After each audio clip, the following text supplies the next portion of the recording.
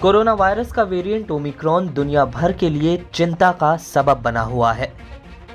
इसके तेजी से फैलने को लेकर वैज्ञानिक पहले ही आगाह कर चुके हैं। विश्व स्वास्थ्य संगठन ने भी ओमिक्रॉन को लेकर चेतावनियां जारी की है। इस बीच भारत की कोविड टास्क फोर्स के प्रमुख और नीति आयोग के सदस्य डॉक्टर वी.के. पॉल ने मंगलवार को साफ तौर पर चेताया है कि इस बात की आशंका है कि नए वेरिएंट ओमिक्रॉन के खिलाफ वैक्सीन बेअसर साबित हो सकती है।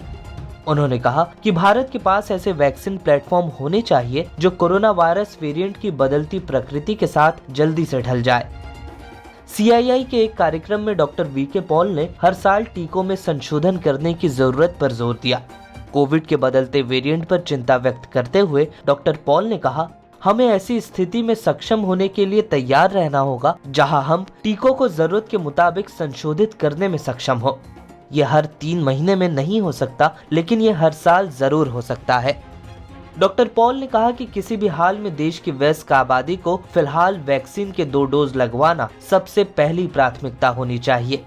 जहाँ पे आज हमारे देश की पेंडेमिक की सिचुएशन है और जो ओमिक्रॉन की थ्रेट जो दिख रही है उसको भी कुल मिला के उसके बारे में we should have no doubt at all. The current strategy and the effective strategy is to ensure that the adult population of India is covered with the 2 vaccines that are in our program. Covishield and Covaxin, and now DNA vaccine may also be added to an extent.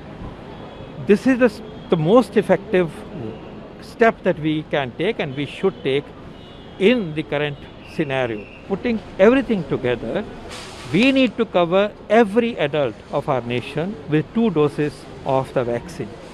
Those who have taken first dose, please remember it is not enough. काफी नहीं है 1 dose, हमें 2 dose लेनी है। भारत में फिलहाल Covishield, Covaxin और Sputnik vaccine लगाई जा रही है।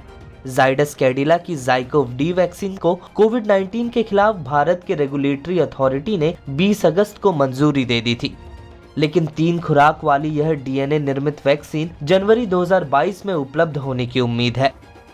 केंद्रीय स्वास्थ्य मंत्रालय के मुताबिक भारत का कोविड-19 टीकाकरण कवरेज 134 करोड़ से ज्यादा का हो गया है।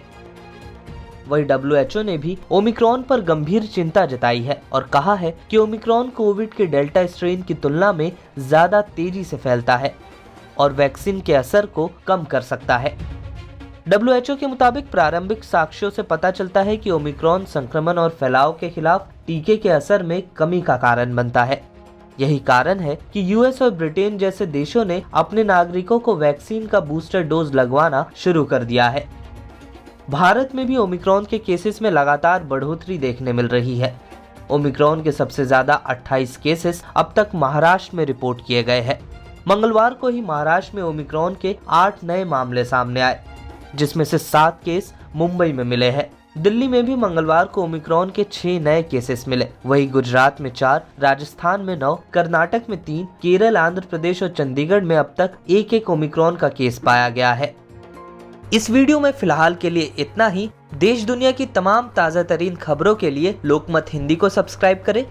अगर यह वीडियो आप फेसबुक पर देख रहे हैं तो हमारे पेज को फॉलो करना न भूलें।